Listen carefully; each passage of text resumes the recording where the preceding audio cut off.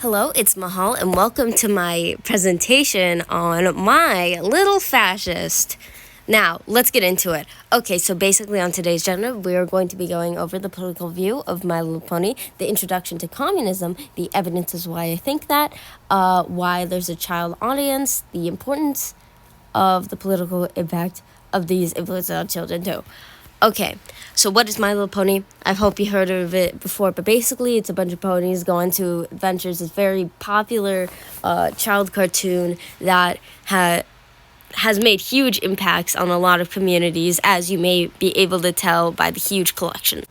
Okay, I have the definition of an absolute power on the top left, and basically I'm going to go over like what's going on with the hierarchy system. Okay, so first we have the alicorns, which are typically rulers, like Princess Celestia, who have powers over like elements, like the sun, the moon, love, stuff like that. Then we have not alicorns, just unicorns, which have a horn, and they are in typically positions of government, and they are able to become a alicorn. Then we have Pegasi, which are typically in races, and they do leisure activities, typically like what I would compare to like middle class-ish, more.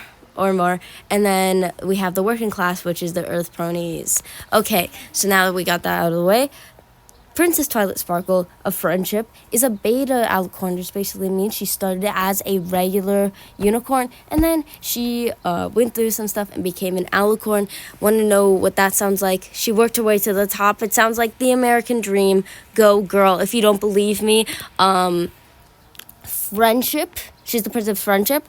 Relations, social contract, enlightenment, Constitution of America, capitalism. She may be the Princess of Friendship, but she represents the element of magic, which is the very thing that the world depends on, which in our day and age in society would be equivalent to capitalism/currency. And let's get into the video.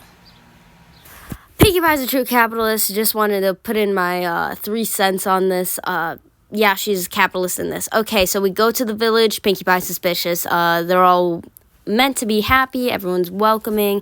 And they convince them to meet Stalin, but it's actually Starlight. And they convince her to stay longer. They go to extreme lengths to make everyone equal. She changes her hairstyle. And do you want to know what that reminds me of? Because there's only a few hairstyles that these ponies can have. It reminds me of the 28 approved hairstyles that Kim Jong-un... Okay, so the cupcakes are really bad because no one's allowed to be better than anyone else, so even the cooking's terrible. So they're being surveillanced, so she tells them, hey, you guys should meet me in the basement, where in the basement she's with her 2 other friends who all like have some sentiments against communism and want back their individuality, and they don't want to do this anymore. They just want to like leave, but they're afraid that they can't, because they literally can't. I mean, this is just the reality of communism. So they go and see the all the cutie marks, and Stalin's like, hey, you should give me your cutie mark, your individuality. And they're like, hey, we don't really want to. And she's like, too bad. They get ambushed, and it's just like, this is what happens, like, in society. Like, no one chooses to be a fascist. No one chooses to be a communist. It just is forced and imposed upon you. Once this all happens, they all lose their individual traits and blasted with communist propaganda, like to exceed is to fail. And this kind of reminds me of the indoctrination of the children of Germany, because they're kind of a blank slate now, and they're being forced to accept these new ideals. Okay, so they make Fluttershy pretend that she's, I'm a communist, because she's kind of like the one who's been like, hey, these guys aren't that bad. And so they kind of force her to tell who's the one who told them about the cutie marks. Legalism much? Then he comes forward instead of her saying anything. After all that, the white pony with blue eyes, I don't know what they're trying to reference, collected the main six's cutie marks, and then it's revealed that she still has her cutie mark, which means that she still has power in comparison to everyone else, which makes sense in the sense that this is trying to represent communism, because in communism there's still a centralized government, so the person in power has all of the power.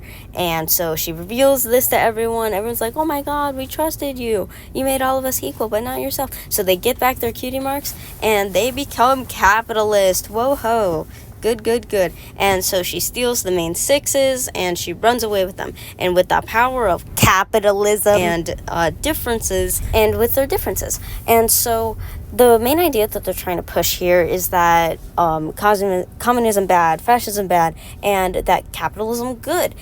This is very important because in our society, children are very feeble-minded. They're susceptible to changes of ideology based on what they're presented as right and wrong. So these ideologies and political, really what it is, propaganda, really push these new ideas and will change the minds of kids. And keep in mind that this isn't always a good thing, with ideas from Pocahontas, Beauty and the Beast, Snow White, and even Rudolph the Red-Nosed Reindeer. These ideas are being pushed onto children, and we have to make sure that we know what we're teaching our kids and what is considered right and wrong in our society.